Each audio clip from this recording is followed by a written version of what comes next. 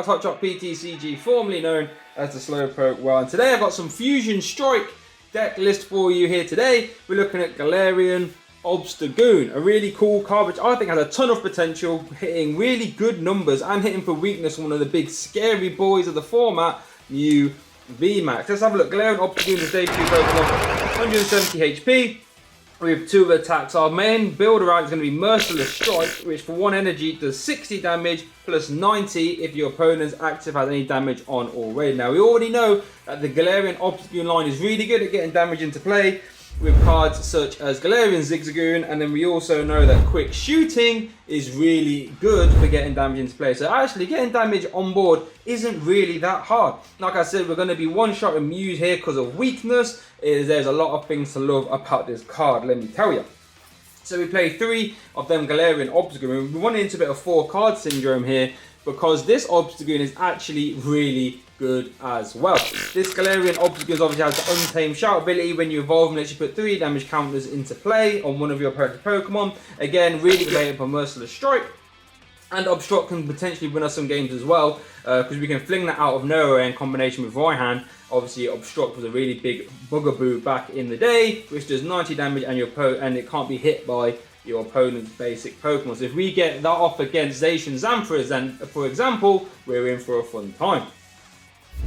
We do play one of the Galarian Loon just to help us, you know, get through our deck nice and fast. I wish that was levelable, searchable. But we do have the Night Slash attack for 1 Dark Energy, just 20, then you can spin back into one of your bench Pokemon. And pretty cool little affair, you know, 20 damage again, acting as a good initiator for your Merciless Strike, little poke, and all that good stuff.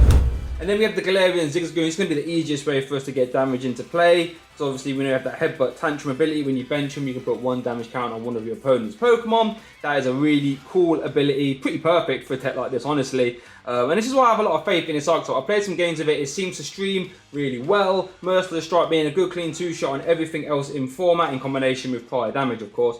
And then KO in Dark Week stuff is pretty fun. In order to keep us ticking over though, we do have 2 of the Quick Shooting Inteleons. We all know how good that is. You know, once per turn you put 2 damage counters on one of your opponent's Pokemon. We know how strong this is. Again, works perfectly with Merciless Strike. I probably shouldn't have to explain that one too much. But we still have 1 of the Shady Dealings Inteleon as well. Just because, you know, we are a stage 2 deck, we are going to have to, you know, do some combo mad turns sometimes. And having Shady Dealings to fall back on is obviously pretty nice. Now, excuse these proxies. Young Demetrius Eaton from Top Deck City has my real Drizzles.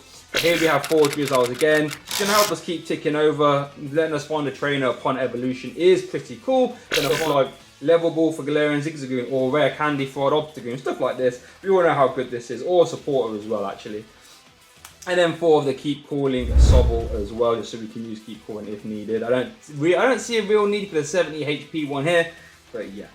4 Professor Research, don't really have to talk about that one, do I too much. Discard draw 7, best supporter in the game, especially when you're trying to step up stage 2s. Pretty fun. 2 Raihans. Okay, we all know how good Raihan is as well, especially when you're giving up 6 prizes. I mean, when you're making your opponent take 6 individual prizes without many bench shenanigans. You can try and get a lot of value with Raihan, especially when you can just search it out. I could actually see a 3rd one being in there. You know, Raihan letting you attach your basic energy from your discard pile, so satisfying that energy cost and then letting you get any card from your deck. It's pretty busted, not gonna lie. Then we play 3 Marnies. Again, we do need some more draw supporters, so Marnie's gonna help us do that whilst acting as a little bit of soft disruption on our opponents.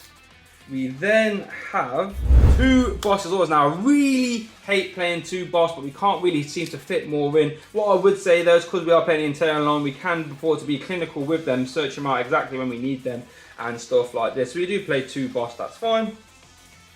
And then play 1 Bruno. This is a count I'd like to experiment with a little bit more here, not gonna lie to you, because what Bruno does is if one of your Pokemon was knocked out, you can 7 cards. Now, the reason why I've leaned more into Raihan than Bruno is because I would prefer to get the energy and be able to search for whatever you want. But you know, if you prefer more of a just I want to see my entire deck, maybe you could swap these counts a little bit here with Bruno, or potentially even cut into your Marnie. We do apply enough pressure to where I don't feel as if having too many Brunos is good.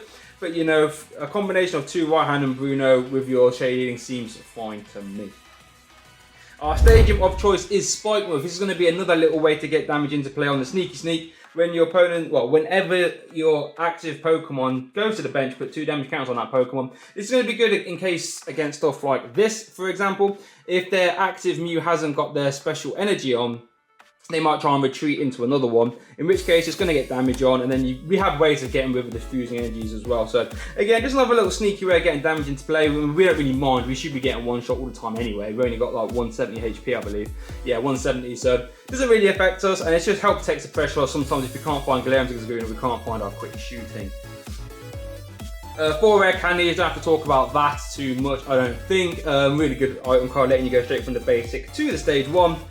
Worth noting as well, because we are playing rare candies, we can do some tricky plays of rare candy into Inteleon if needed. Check the dealings on that. 4 quick ball, again, we have a lot of basics we need to find. Shobbles and Galarian Zigzagoons, we have to play for them.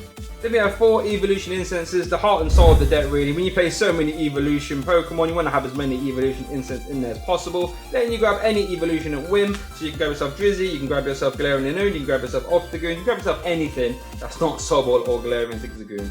4 level balls, again, we're playing all the max consistency stuff here in 4s, mainly because we want to just be as consistent as possible. I feel as if we can keep chaining Merciless Strikes, we should be okay for the most part. 4 level ball helps us do that. Searching out Sobble, Drizzy, Galarian Zigzagoon, and, oh, not Galarian, I'm sorry. But it searches out all the basics, and Drizzy is pretty fun for, if you ask me. Play 1 switch. Now, we are going to have to start getting cheeky with some of these counts when you're playing so many stage 2s. 1 switch is one of those cheeky counts. You very would like to see a second here, or an air balloon as well. We've only got 1 switch. The only reason we've got 1 switch is because we do play 1 scoop up net as well. Reason being, sometimes you're going to want to reuse your quick shooting or maybe your big shady dealing. Scoop up net lets you do that, and obviously you can search it with your Drizzys. We play 1 ordinary rod. Again, we might have to, research away some of our Pokemon. We've only got 3 technically attackers, so ordinary rod just helps us get those back if needed, whilst we're potentially preserving energies as well if too many of them have hit the discard pile. We then play 1 fan of waves as well. Funny enough, I actually don't own a real life fan of waves. I didn't print a proxy off, so I thought I had one. So I'm busting out the old enhanced hammer, but it is actually a fan of waves. Now, this is a card which is mostly only here for the Mew matchup, because you might think, oh, we hit this for weakness, we should be fine. Actually, we don't, because of their fusion energy, it stops all effects of your opponent's ability done to this Pokemon. So you can't use Galarian Zigzagoon, you can't use Untamed Shout, and you can't use Quick Shooting. So that means you actually can't ever one-shot this.